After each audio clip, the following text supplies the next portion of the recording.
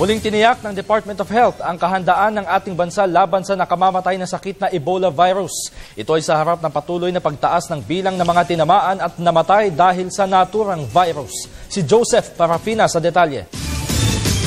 Hindi nababahala ang Department of Health sa napabalitang pagtaas naman ng bilang ng mga nakakuha ng sakit na EVD o Ebola virus disease. Ito ay dahil sa kahandaan ng ating bansa na nakalatag na, tulad halimbawa ng pagmamonitor sa mga manggagawa natin doon sa tulong ng DFA at ng DOLE, mga nagkalat na scanning machine sa mga paliparan at ang pagmamonitor sa mga ito 3 linggo matapos silang pumasok ng bansa kung galing sa mga bansang apektado ng EVD. Ang ating kasi, regardless tumataas, patuloy na tumataas, yung preparation naman natin ay patuloy din naman.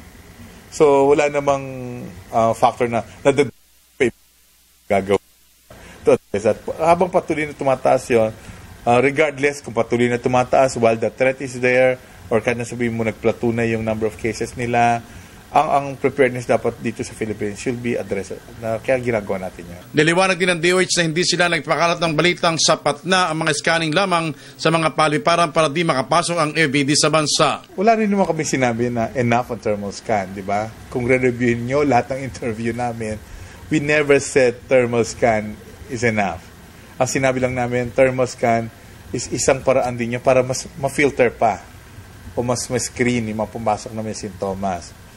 Pero kaya nga, kung enough na kasi yon, bakit pa namin sila kailangan tawagan for the next 30 days or so? Sa ngayon, pinag-aaralan ng DOH kung kailangan talagang magpadala ng health contingent sa mga bansang may EVD. Marami anyang dapat ikonsidera sa nasabing usapin. Para sa Telebisyon ng Bayan, Joseph Parafina.